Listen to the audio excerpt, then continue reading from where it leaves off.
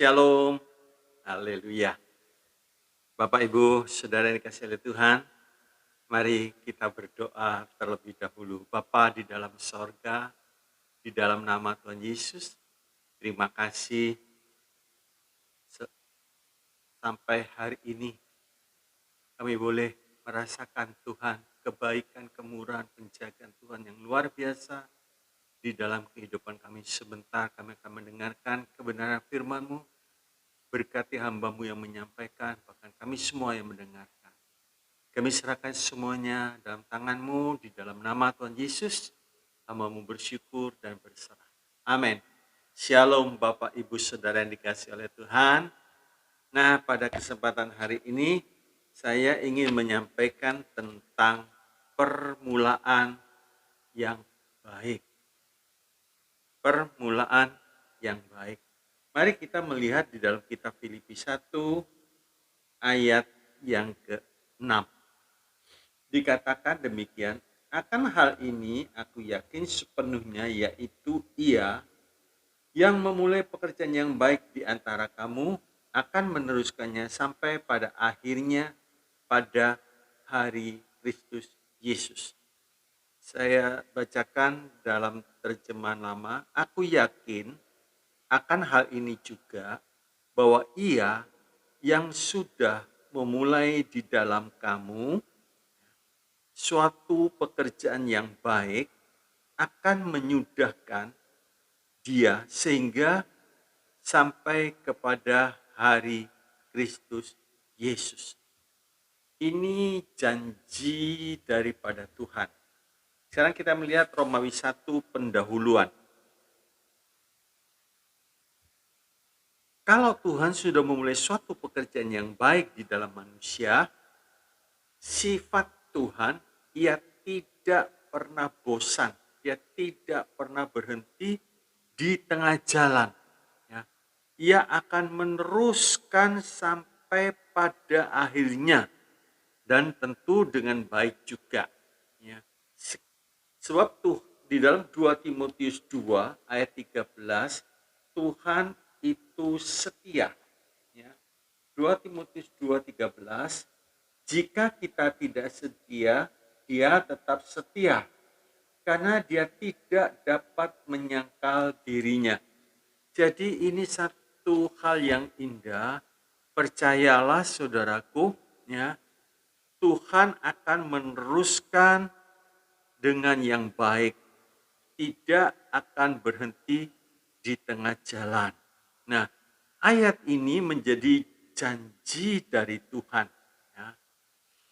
Kadang-kadang kita melakukan hal yang baik, lalu rusak di tengah jalan, lalu mandek berhenti di tengah jalan. Nah, peristiwa ini tentu bukan dari Tuhan, tetapi dari orang itu sendiri, karena manusia itu pada dasarnya makhluk bebas. Ya. Nah, sebab berhasil atau tidak itu tergantung dari dua pihak. Pihak manusia yang bisa berubah, ya, dan pihak Allah yang tidak bisa berubah. Kalau dia berkata aku mulai sesuatu yang baik, dia pasti akan meneruskan. Seperti peristiwa Abram, Tuhan berjanji bahwa lewat Abram, keturunannya itu seperti bintang di langit, seperti pasir di tepi laut. Tapi setelah ditunggu sampai 10 tahun, ternyata belum ada tanda-tanda Sarai hamil. Ya. Nah, sebab itu mulai Sarah berpikir secara manusia. Oh, mungkin bukan lewat aku. Sebab itu dia mengambil jalan pintas, dia sudah tidak percaya lagi karena melihat fakta-fakta yang ada, sudah berhenti head, dan dia akhirnya kasih Hagar. Dapat anak, tapi itu bukan anak yang dijanjikan. Jadi itu bukan dalam rencana Tuhan. Sebab itu sekalipun tanda-tanda atau peristiwa-peristiwa itu menunjukkan sesuatu yang kelihatannya mustahil, kita mesti kembali lagi. Kalau Tuhan sudah berkata, aku sudah mulai sesuatu yang baik, percaya. Romawi 2, permulaan yang baik. Semua ada permulaannya dan akhirnya. Ya. Baik dari keseluruhannya atau setiap tahap. Hidup di dunia ada permulaan dan akhirnya. Ya. Nah ini yang seringkali kita lupa. Tuhan berjanji awal sampai akhir. Tapi proses awal sampai ke akhir ada pertengahan, di tengah-tengah ini. Nah ini kita mesti ngambil satu keputusan, satu tindakan tetap mempercayai Tuhan. Ya. Pada pertengahan hidup ini bisa naik, bisa turun. Ya. Tetapi yang diukur oleh Tuhan bukan di tengah, tapi akhirnya, yang akhir.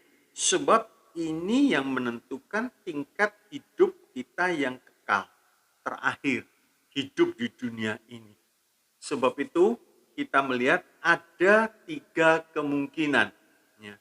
Ada 3 kemungkinan. 1, permulaan yang baik itu suatu keuntungan. Ya. Permulaan yang baik itu suatu keuntungan. Sebab biasanya lebih banyak kemungkinan akhirnya baik dan tingkatnya lebih tinggi biasanya. Ya. Kalau baik awalnya, biasanya kesempatan untuk naik lebih tinggi bisa. Contoh, Sakius waktu dia berjumpa dengan Tuhan, dia sudah mulai satu awal yang baik, dia mengaku, dia jujur, dia bikin beres. Ya. Ini sebuah pertobatan yang indah, sungguh-sungguh dia bertobat. Ya. Ini satu permulaan yang baik, dan terus sampai ke akhir meningkat. Paulus juga, ya, awal bernama Saulus. Ya sungguh-sungguh bertobat, sungguh-sungguh, akhirnya Paulus terus meningkat jauh lebih baik daripada permulaan. Jadi peningkatan, ada satu peningkatan yang indah. Nah, kalau dari permulaan baik, maka orang tersebut punya waktu banyak untuk terus meningkat. Enggak ribut dengan memperbaiki keadaan. Permulaan baik, sungguh-sungguh mengikut Tuhan, sungguh-sungguh bertobat, enak, saudara. Tapi kalau tidak tulus, repot, saudara. Yang kedua, kemungkinan kedua, permulaan jelek, tidak sungguh-sungguh bertobat. Nah ini yang repot, saudara. Ya. Nah kehidupan imannya orang seperti ini naik turun. Tetapi akhirnya masih baik. Ini namanya untung-untungan. Ya. Nah, ini sangat berbahaya sebab belum tentu bisa berakhir dengan baik. Ya. Permulaannya Tuhan ya, iya, tapi ada maksud-maksud tersembunyi. Di dalam dia percaya kepada Tuhan, dia tidak sungguh-sungguh bertobat, ini namanya permulaan yang jelek. Ya. Tapi tahu-tahu bisa selamat, bisa untung dia selamat gitu, saudaraku. Ini namanya untung-untungan. Nah, sebab hal seperti ini belum tentu berakhir dengan baik. Kalau di tengah-tengahnya naik turun, jatuh bangun, itu namanya orang tersebut tidak sungguh-sungguh mau bertobat. Dosanya tidak mau dibuang. Berarti ada keinginan dosa yang kuat di dalam hidupnya. Mulut ngomong ya, mulut berkata ya aku mau, tapi dari dasar hatinya enggak. Sebab itu Kitab Galatia 5 ayat yang ke-24 dikatakan demikian.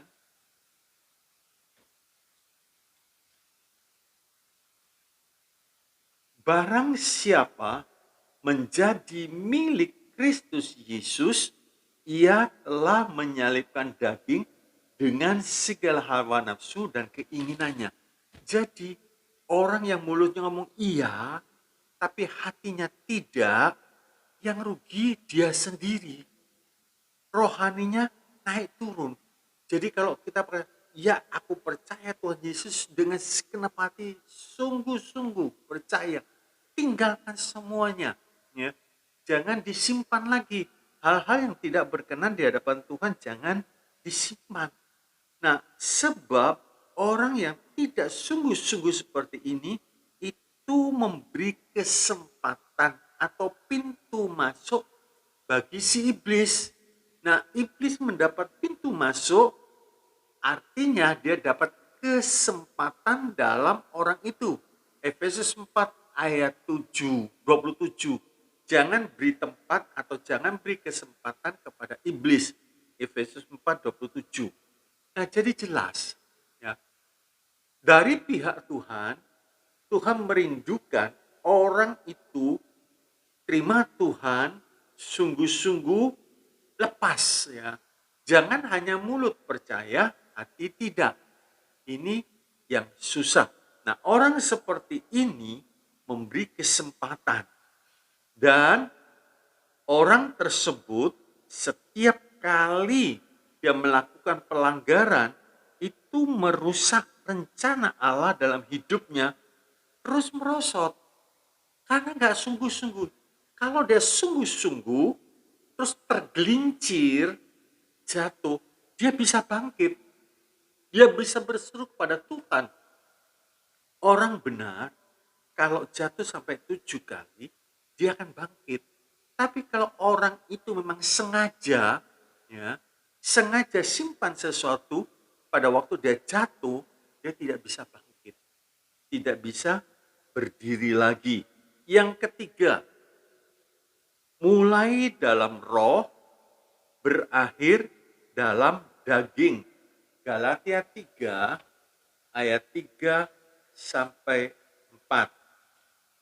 Galatia 3 ayat 3 sampai yang keempat dikatakan, adakah kamu sebodoh itu? Kamu telah mulai dengan roh, maukah kamu sekarang mengakhirinya di dalam daging? Paulus bertanya. 4. Sia-siakah semua yang telah kamu alami sebanyak ini? Masakan sia-sia? Jadi Paulus bingung, saudara. Masa sih sia-sia? Kamu sudah mengalami segitu banyak, mulai dalam roh, pasti indah. Terus kok diakhiri dengan daging, dengan kedagingan. Masakan itu sia-sia?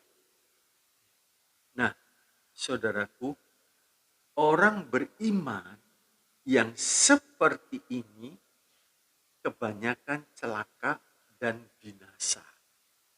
Seperti Saul, seperti Yudas, dan lain-lain, Gehasi. Jangan undur, baik untuk sementara waktu atau sebentar. Itu nanti akan menjeratnya dan menjadi jauh lebih jahat. Sebab setan itu rajin. Setan itu tidak pernah berhenti.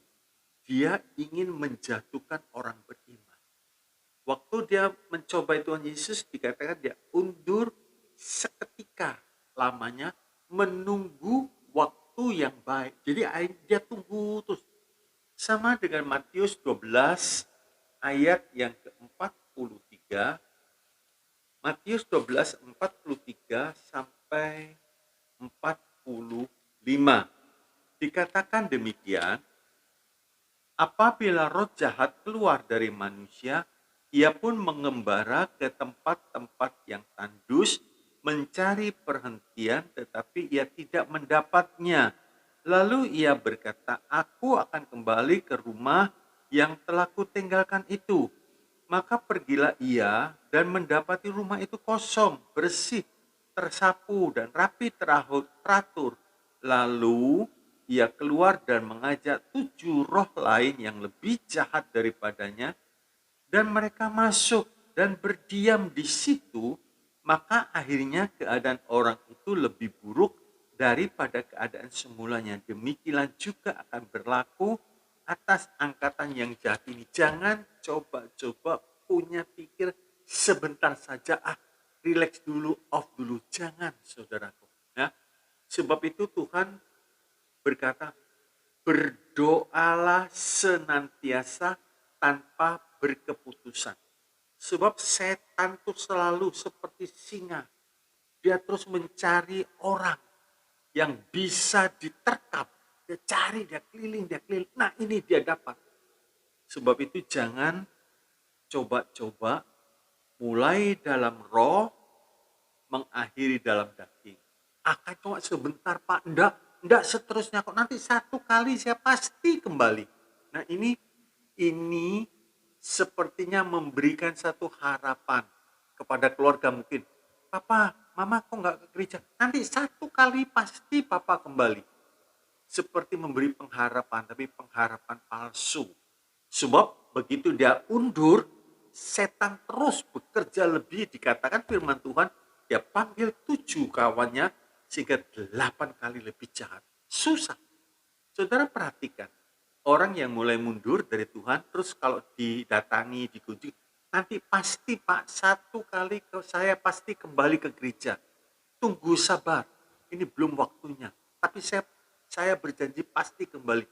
Orang yang mendatangi orang tersebut jangan senang. Itu tipu daya setan. Ya. Jangan coba-coba undur. Jauh terputus dari Tuhan. Bahaya. Ya. Bahaya sekali. Nanti berakhirnya lebih pahit, lebih berat, dan biasanya lebih sukar untuk kembali sebab lebih keras. Lebih keras. Dosa kalau dibiarkan makin lama makin keras hati orangnya. Sebab itu Tuhan mengatakan, hari ini kalau engkau mendengar suaranya, jangan keraskan hatimu. Kita sering mendengar, kalau kita kunjungan, kenapa Pak, Bu, kok nggak ke gereja? Ya masih belum sempat, tapi 1 kali nanti pasti saya kembali. Ini off sebentar, menurut dia.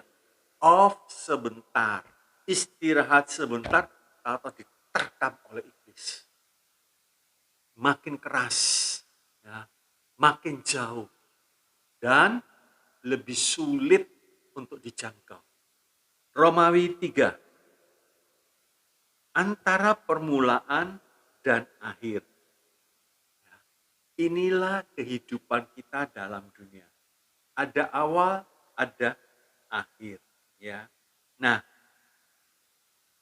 dari permulaan percaya sampai mati atau sampai Tuhan datang, biasanya semua mendapat kesempatan cukup untuk bertumbuh. Ya, untuk bertumbuh. Supaya akhirnya menjadi indah. Ya. Jadi hidup di dunia ini adalah sebuah kesempatan. Awal sampai ke akhir. Ya. Nah, ini kesempatan untuk tumbuh. Hidup di dalam dunia ini adalah kesempatan. Jangan sampai waktunya habis. Ternyata nggak tumbuh. Ya. Sebab itu jangan bodoh. Pergunakanlah waktu yang ada. Karena hari-hari ini hari yang jahat. Ya. Coba kita melihat di dalam kitab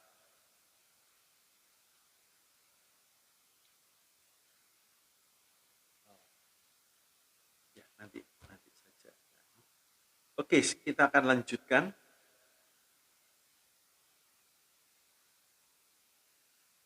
Jangan sampai waktu habis. Kesempatan kita terbatas, tapi cukup untuk bertumbuh. Jangan kita terbujuk, tertipu oleh hal-hal yang tidak penting, yang ya fokusnya ke arah jasmani saja. Itu di dalam Efesus 5 ayat 16, baru ingat saudaraku. Efesus 5:16, dan pergunakanlah waktu yang ada karena hari-hari ini adalah jahat. Tebus waktu, ya. Jangan waktu dibuang dengan sia-sia. Ya. Kita nanti akan melihat tentang ini. Jangan terbujuk oleh segala perkara yang sia-sia dan fana. 4. Pertolongan dan jaminan dari Tuhan. Tuhan sendiri itu yang memberi jaminan. Tuhan itu adil. Ya, Dia berkata, akulah yang awal dan akulah yang akhir. Wahyu 1 ayat yang ke-8 dan 17.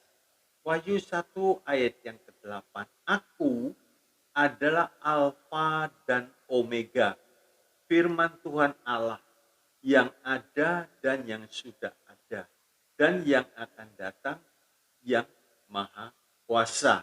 17. Ketika aku melihat dia, tersungkurlah aku di depan kakinya sama seperti orang yang mati. Tetapi ia meletakkan tangan kanannya di atasku, lalu berkata, jangan takut, aku adalah yang awal dan yang akhir, Alfa dan Omega. Ini berarti Tuhan yang menentukan yang permulaan dan yang akhir, tapi dengan adil, ya, sesuai dengan rencananya. Bukan semena-mena, oh nih, dari awal sudah saya tentukan masuk neraka, sampai ke akhirnya di neraka. Enggak, saudara. Tuhan bukan seperti itu. Tuhan sanggup, tetapi Dia adil. Ya, adil.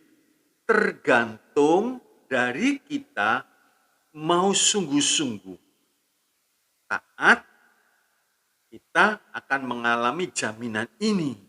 Sebab Tuhan sanggup menjamin kita dari permulaan sampai ke akhir. Coba kita lihat Ibrani 7 ayat yang ke-25. Ibrani 7 ayat yang ke-25 dikatakan demikian. Karena itu ia sanggup juga menyelamatkan dengan sempurna semua orang yang oleh Dia datang kepada Allah. Sebab ia hidup senantiasa untuk menjadi pengantara mereka, menjadi pendoa. Ya, menjadi pendoa syafaat buat kita. Nah, sebab itu kita tidak perlu khawatir akan kejatuhan, ya. Meskipun kita melihat hari-hari yang akan datang itu bukan makin gampang, makin sulit, ya. Makin sulit, makin jahat, dosa makin bertambah-tambah. Asal kita mau memelihara keselamatan, jaminannya Tuhan Ibrani 7:25. Ya, Dia bisa, Dia sanggup sampai ke akhir. Ya, haleluya. Menjadi pengantara kita. Jadi Dia pendoanya begitu, saudaraku. Sebab itu percaya dan cintalah kepada Tuhan, maka pasti kita akan tetap selamat. Kalau kita cinta pada Tuhan, Tuhan yang menjaga, Tuhan yang membela kita. Manakala kita di dalam keadaan terdesak, terjepit, kita berseru, Tuhan mendengar, Tuhan menolong, Tuhan membela. Jadi kita tidak perlu takut, ya, tidak perlu khawatir akan hal-hal kejatuhan. Nah, kita melihat, saudaraku, Tuhan menjamin dan memberi kesempatan kita terus bertumbuh, kita terus bertumbuh. Nah, kesempatan yang sudah lalu, yang sudah lewat, yang disia-siakan, ya tidak bisa kembali. Sebab itu kalau kita mengerti betul, sekalipun di dalam lembah bayang-bayang maut, kita berkata, enggak, aku tidak mungkin jatuh. Ya. Jadi kesempatan bergumul, kesempatan menghadapi kesukaran itu membuat kita bertumbuh, bukan membuat kita jatuh, tapi justru membuat kita bertumbuh. Kesempatan yang berlalu tidak bisa kita ambil lagi, ya, tidak bisa kembali. Sayang, saudaraku, kan? Kesempatan jangan sampai dia disia-siakan. Pakai sebaik mungkin. Sebab itu saudara pegang Ibrani 7:25, saya bacakan sekali lagi. Karena ia sanggup juga menyelamatkan dengan sempurna semua orang yang oleh dia datang kepada Allah, sebab ia hidup senantiasa untuk menjadi pengantara mereka, sekalipun saudaraku. Jadi kita terjepit begitu. Ya, kita terjepit. Banyak kesukaran, kesulitan. Tapi kalau kita ngerti, Tuhan tolong. Nah, kita hadapi itu seperti ujian. Kalau ujian lulus, naik tingkat kita. Nah, itu artinya kesempatan itu kita pakai dengan betul, membuat kita bertumbuh. Lain kali ujian itu datang lagi, kesukaran itu datang lagi, kita melihat Ibrani 7:25, Tuhan sanggup. Ya. Jangan meragukan. Sekarang kita melihat Romawi 4, tanda orang yang memakai kesempatannya baik-baik. Ya. Tanda-tanda orang yang memakai kesempatannya baik-baik. 1, sepenuh hati. Lukas 10 ayat yang ke-27. Lukas 10 ayat yang ke-27. Jawab orang itu, kasihilah Tuhan Allahmu dengan segenap hatimu, dan dengan segenap jiwamu, dan dengan segenap kekuatanmu, dan dengan segenap akal budimu, dan kasihilah sesamamu manusia seperti dirimu sendiri. Terus Tuhan berkata demikian. Kata Yesus kepadanya, jawabmu itu benar. Perbuatlah demikian, maka engkau akan hidup. Maka engkau akan hidup. Kasih Tuhan sungguh-sungguh, bukan hanya sekedar mulut. Ya. Kasih Tuhan sungguh-sungguh. Nah, Tuhan memberi contoh waktu itu orang yang dari, dikatakan ada satu peristiwa, saudaraku, orang dari Yerusalem pergi ke Yeriko, jatuh ke tangan penyamun. Nah, Tuhan memberi contoh. Ada imam, ada Lewi, ada orang Samaria. Nah, imam ini seharusnya hatinya penuh kasih. Lewi juga. Tapi ternyata enggak. Nah, mulut ngomong kasih, tindakannya bukan. Orang Samaria ini orang keluaran. Dia lihat, dia tidak banyak omong, dia langsung mengambil tindakan kasih. Dia membebat, dia memberi minyak, dia naikkan di keledainya, dia taruh di penginapan, dia bayar semuanya. Sebab itu Tuhan mengatakan, siapa di sini? Sesamamu manusia. Nah, kita harus, saudaraku, ya, memakai waktu lebih banyak untuk mengasihi Tuhan dengan segenap hati. Ya. Memang waktu kita lebih banyak untuk hal-hal yang fana dibandingkan untuk hal-hal yang rohani. Kalau kita bisa lebih banyak hal yang rohani, tentu lebih baik, lebih menguntungkan. Tetapi hati kita ini yang harus sepenuh hati mencintai Tuhan. Kalau waktu terbatas, dipotong bekerja, dipotong istirahat, tidur, mandi, makan, dan lain-lain. Itu bisa menghabiskan 70, 80, 90% waktu kita untuk hal-hal yang fana. Nah, tetapi hati ini yang Tuhan rindukan sepenuh hati. Artinya begini, setiap kali kita bekerja, hati kita terus ada rasa ucapan syukur kepada Tuhan. Ada satu kontak di dalam doa kepada Tuhan. Ya, kalau secara waktu, secara jasmani, mungkin 90% waktu kita habis untuk melakukan hal-hal yang fana. Ya. Mungkin tinggal 10%. Pakai waktu yang 10% untuk bersekutu dengan Tuhan dengan sungguh-sungguh. Ya. Tapi hati ini terus ada kontak, terus ada hubungan. Bekerja dalam hati Yesus. Terima kasih. Tuhan, terima kasih. Terus ada hubungan dengan Tuhan. Ya. 10% kita pakai untuk Tuhan waktu.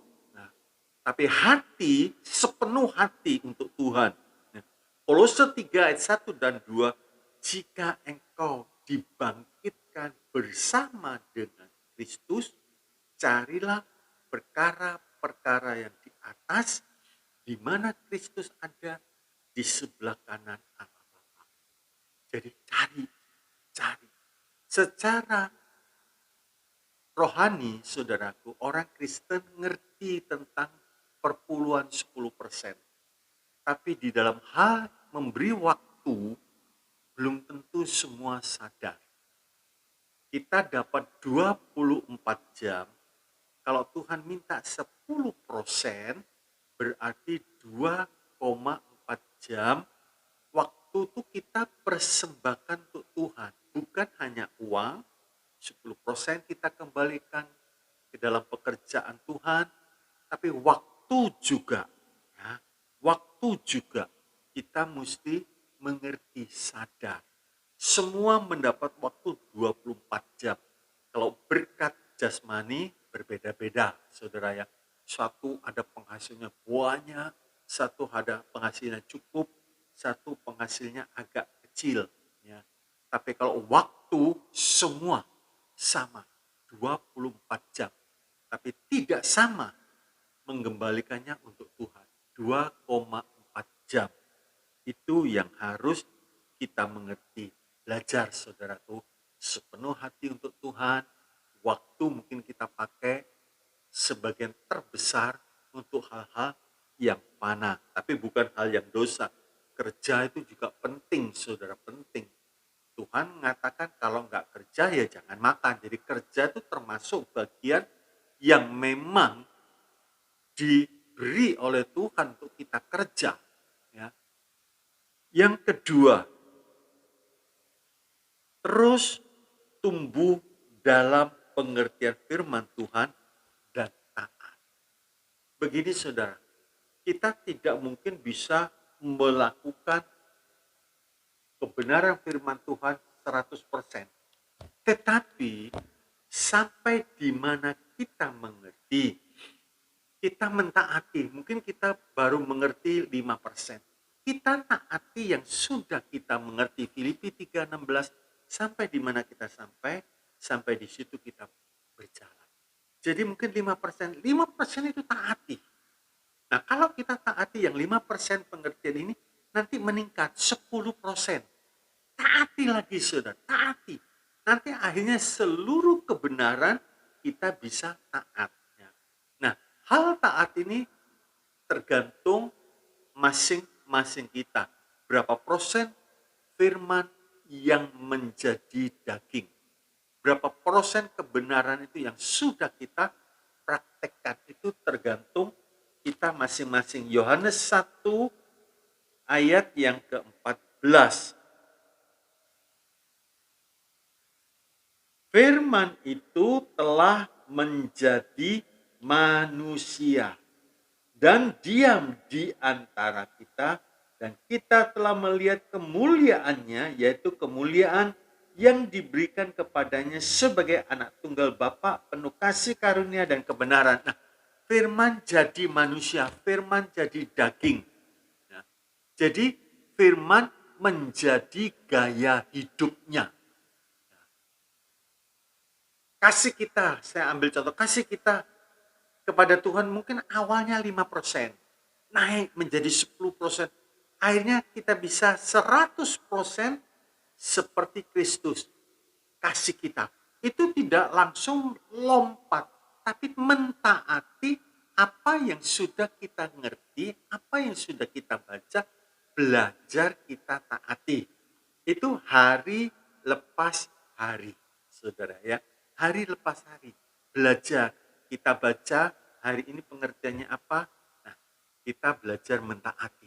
Besok belajar lagi. Terus, hidup di dunia ini kesempatan kita untuk mengerti firman dan mentaati sehingga kita tumbuh, akhirnya firman menjadi manusia, menjadi daging dalam kehidupan kita. Nah, yang ketiga, terus diperbarui oleh Roh Kudus. Hidup kita ini hari lepas hari selalu harus mengalami pembaharuan. Ya. Tingkat kesabaran kita hari lepas hari terus dibaharui. Ya. Tingkat kasih kita hari lepas hari diperbaharui. Coba kita lihat Titus 3 ayat yang kelima.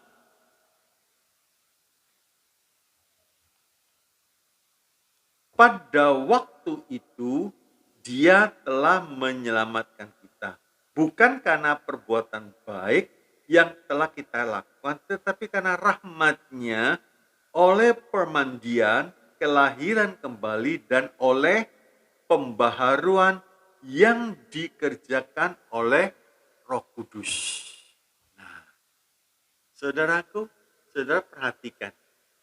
Waktu Yesus bersama murid-muridnya mau pergi ke Yerusalem melewati Samaria.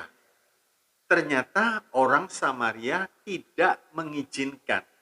Yohanes Yakobus marah. Ini murid Tuhan. Ini pengikut Tuhan. Tapi karakternya seperti itu.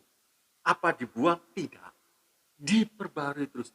Sampai pada akhirnya orang yang keras, anak guntur, anak buruh sampai disebut seperti itu, saudaraku, ini diproses. Akhirnya menjadi rasul kasih Yohanes itu.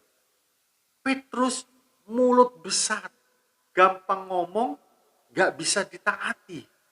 Tapi di situ kita melihat proses demi proses.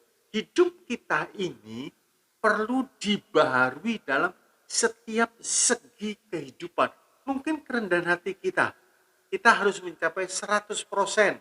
Ternyata kita masih belum. Jangan menyerah. Ya, jangan menyerah. Terus diproses. Sabar kita diproses, saudara.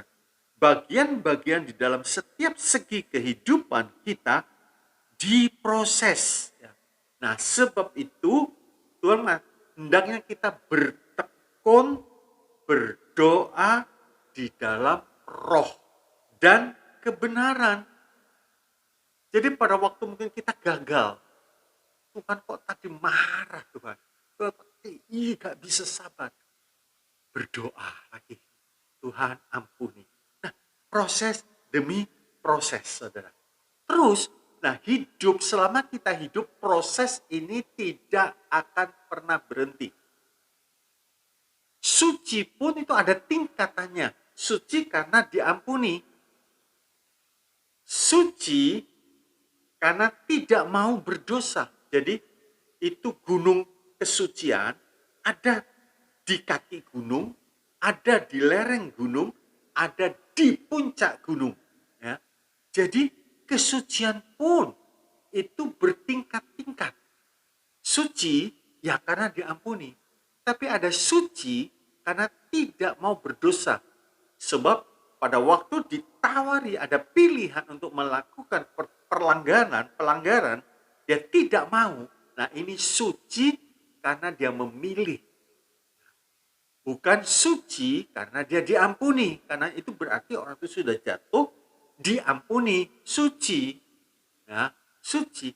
Tapi meningkat, suci, tidak mau jatuh. Jadi itu pilihannya. Dia tetap suci. Sebab itu dikatakan, serta dilihatnya jahat, dia sembunyi. Dia tidak mau ada pilihan untuk melihat yang jahat. Tapi orang ini tidak mau. Dia sembunyi. Dia pergi. Tidak jatuh, saudaraku. Ya, itu dalam kesucian. Ya. Sebab itu, di dalam 1 Tesalonika 5:17 dikatakan demikian dalam terjemahan lama, dan berdoa dengan tiada berkeputusan. Ya. Jadi saudaraku, kita kerja, fisik kita kerja, tapi roh kita bisa berhubungan dengan Tuhan. Nah, ini yang terus menerus diperbaharui oleh Roh Kudus. Nah, oleh Roh Kudus. Semua diproses, saudara. Murid Tuhan pun diproses. Ya. Diproses, saudaraku. Dari ketakutan, diberi terus diproses. Akhirnya dia punya keberanian. Bukan karena dirinya, tapi Roh Kudus yang ada dalam hidupnya. Berani. Yang satu kasar, diproses jadi lembut. Nah, yang satu mulut besar, diproses oleh Tuhan. Dan seterusnya. Proses dari Tuhan tidak pernah berhenti sampai orang itu dipanggil Tuhan. Berarti prosesnya sudah selesai. Sebab itu jangan kecil hati, saudaraku. Mungkin kita sudah belajar sabar. Atau yang menggoda kita, menurut kita keterlaluan sampai timbul marah yang tidak terkendali. Boleh marah, tapi jangan sampai matahari terbenam. Tandanya amarah manusia itu tidak mengerjakan yang baik. Kalau amarah yang betul, setelah marah masih bisa berdoa. Ya. Nah, sebab itu saudaraku di dalam Yakobus 1 ayat yang ke-19, hai saudara-saudara yang kukasihi, ingatlah hal ini. Setiap orang hendaklah cepat untuk mendengar, tetapi lambat untuk berkata-kata, dan juga lambat untuk marah. 20, sebab amarah manusia tidak mengerjakan kebenaran di hadapan Allah. Tandanya kalau kita marah tidak benar, kita nggak ada damai. Habis marah, kita nggak bisa berdoa. Itu marahnya nggak betul, saudara. Yesus marah di bait Allah, selesai dia, mujizat terjadi. Sakit disembuhkan, lumpuh berjalan, dan seterusnya. Nah, sebab itu izinkan Roh Kudus memperbarui dalam hidup kita sakit, saudara. Waktu kita digoda, waktu kita dibikin jengkel, dibikin marah. Terus Tuhan tolong. Nah, itu sebuah proses. Proses. Pada waktu Daud juga dikata-katai oleh Simei, Daud tidak membalas. Ya. Nah, sekarang kita melihat, saudaraku, izinkan Roh Kudus terus menerus memperbaharui kehidupan kita sampai pada akhirnya Tuhan sanggup mendirikan umatnya tanpa cacat, tanpa celah. Efesus 5, 26 dan 27. Kesimpulannya, 1. Jangan sungguh-sungguh hanya pada permulaan. Ya. Kasih, kalau kita pertama kali percaya Tuhan, kenal Tuhan, rasanya inginnya, saudaraku, nah, memberikan semua waktu dan lain sebagainya, itu namanya kasih yang mula-mula. Jemaat di Efesus Tuhan tegur karena meninggalkan kasih yang semula. Jadi jangan sungguh-sungguh hanya pada permulaan. Itu awal bagus, tapi teruskan. teruskan, teruskan, teruskan sampai akhir. Sampai Tuhan panggil kita. Itu terus proses. Yang kedua, yakinlah Tuhan sudah memulai yang baik di dalam kita. Yakinlah Tuhan sudah memulai yang baik di dalam kita dan diteruskan sampai akhir itu dari pihak Tuhan. Pihak manusianya ini yang sering berubah-ubah. Waktu awalnya, aduh seneng. Ya, saudara lihat, kalau seorang anak masih kecil gitu ya, minta apa diberi sama orang tua. Minta ini dikasih. Tapi begitu anak itu makin dewasa, ada syarat-syarat yang harus dipenuhi. Belum tentu semua permintaan mereka diberi.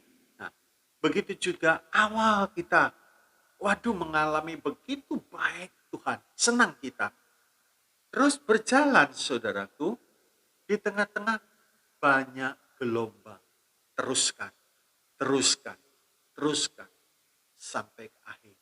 Perahu yang ada Tuhan Yesus pun kena gelombang. Tapi pada waktu Tuhan Yesus berdiri diam, tenanglah semua. Tuhan ada di kita. Jangan kita takut, saudara. Kalau Tuhan sudah memulai memanggil kita, jangan berhenti di tengah jalan. Kitab Lukas mengatakan, kalau kita sedang membaca, jangan menoleh. Jangan menoleh, saudara. Terus, sampai ke akhir. 3, Tuhan kita adalah Alfa dan Omega. Tuhan kita adalah Alfa dan Omega. Artinya Tuhan yang memulai, Tuhan juga sanggup menyempurnakan sampai terakhir. Artinya Tuhan yang memulai, Tuhan juga sanggup menyempurnakan sampai terakhir. Minimum selamat. Saudara ingat, beberapa banyak orang detik-detik terakhir Tuhan izinkan dia masuk di rumah sakit, ya, sebab Tuhan masih berurusan belum selesai. Setelah dia bikin beres, setelah orang ini selesaikan semua, Tuhan panggil. Minimum selamat. Sebab Tuhan kalau sudah memakai dari awal, mungkin saya ingat satu orang saudaraku, orang ini mengajak seluruh keluarganya datang kepada Tuhan. Terus dia pertama sendiri, akhirnya anaknya, menantunya semua ikut Tuhan. Tapi saat-saat terakhir, ada yang menyakiti hatinya. Bukan orang luar, orang dalam. Menyakiti hatinya. Sampai dia begitu sakit sekali dengan satu orang ini.